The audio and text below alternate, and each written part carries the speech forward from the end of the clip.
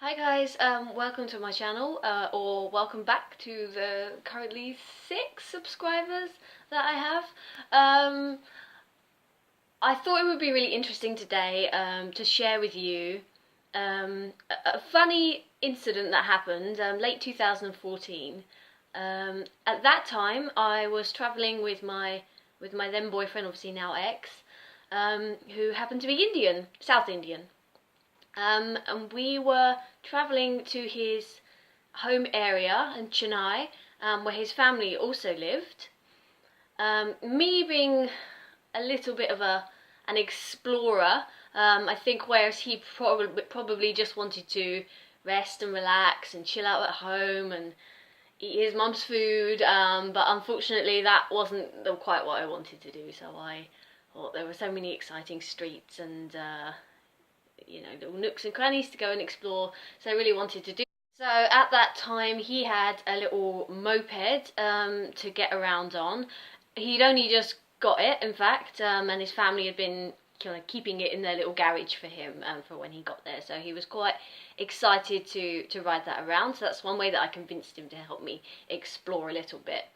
But the unfortunate nature of the fact that he just got it was that it wasn't registered properly, and he had some kind of temporary license registration on the back, which was essentially a piece of paper that was stuck on the back with sellotape. which seemed legit. So he was supposed to register it immediately. I think he wasn't supposed to ride it with a bit of paper and stuck on with sellotape, but since we wanted to go out and explore, that's what we did. So we went around various different areas. There's a few bits of a few bits of rocky outcrop that you can climb around on. We did see some of the local houses there, which not always in the best state of repair. So after a few hours of me sort of pushing to go here and there and explore all the different areas, and it's entirely possible that he had actually already explored them all, and he was very fed up with me wanting to meander about. So he decided we should go back. And at that time, we were in this sort of area where there were a few kind of really skinny dogs wandering about, eating off of the ground what looked like just that they were eating kind of poo off of the ground. And I felt awful for them. I felt dreadful, and I said to him, should we go and get some food for them and feed them, because they're so starving, they're so thin, they're eating poo. In my mind, I'm thinking, like, it's a cute little doggy, and I'm gonna kind of save them from, their situation. In hindsight, I think they're probably less like, essentially, like domestic dogs, and more like coyotes, who are, obviously quite wild. He said that he thought that they probably wouldn't even eat any food given to them. They wouldn't trust the source that it came from, and they would prefer to eat food that they'd scavenged themselves. So while we were talking about this, I looked to my side, and one of these dogs had come quite close. And I was like, oh, look at that doggy. In that voice, in that high-pitched voice. And then the dog went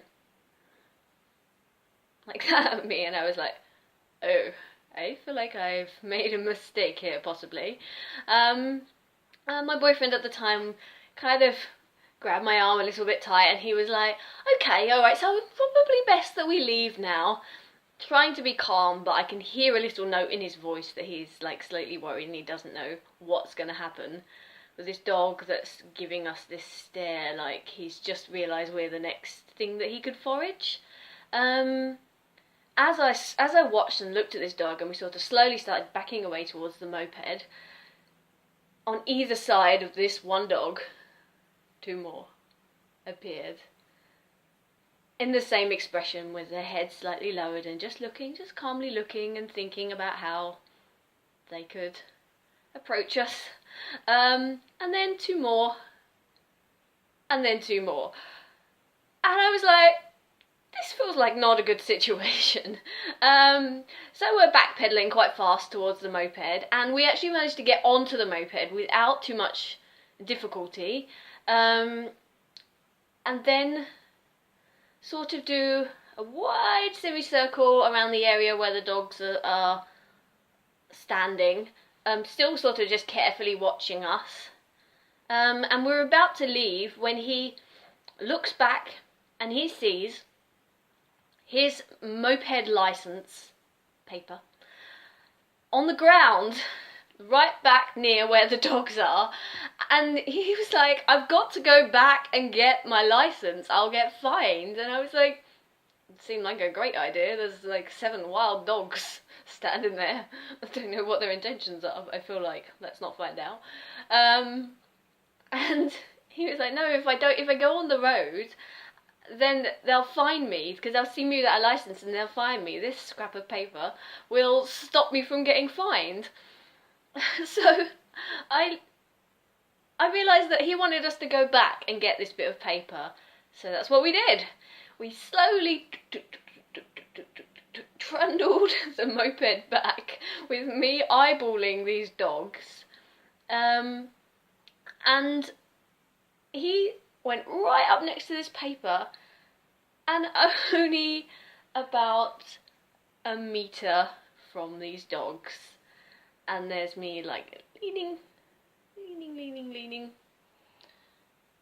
stretch, and finally managed to pick up this piece of paper, and I went, go, go, like this, because all the dogs suddenly started walking quick pace towards the 1 metre, and they were within patting distance by the point that he managed to kind of get everything going and actually get the moped driving away. And I looked backwards as we were driving off, and they were all standing there, probably a little bit disappointed, maybe wishing they'd made the move sooner.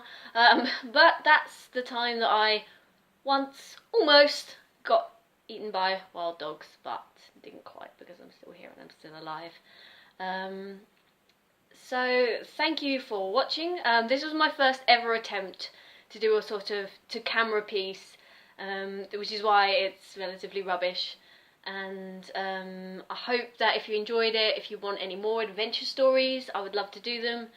So let me know in the comments, or if you give me a like, then at least I'll know that you like it. Or yeah, so see you next time, hopefully.